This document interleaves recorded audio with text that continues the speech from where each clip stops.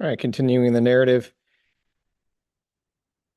Our dinner guest reclining next to Pliny says, also your freedmen, meaning you also equalize your freemen.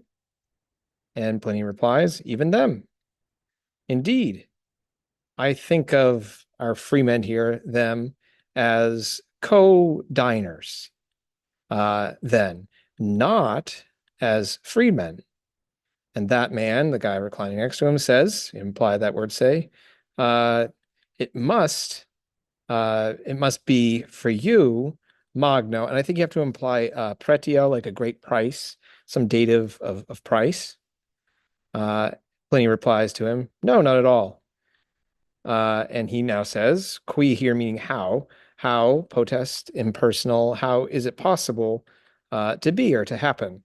How is it so? He says, how can you afford uh, uh, everyone drinking all this wine? And Pliny replies, because surely my freemen, liberti mei, my freemen, they bibunt, they drink, they do not drink, they do not drink, idem, the same wine, the same thing, which I drink. But uh, I, bibo, now I drink, implied, the same wine which the freemen drink. And by Hercules, that's the interjection.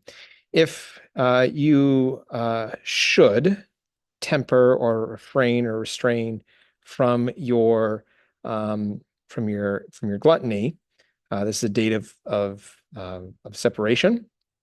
Um, it is not so onerous or troublesome or difficult.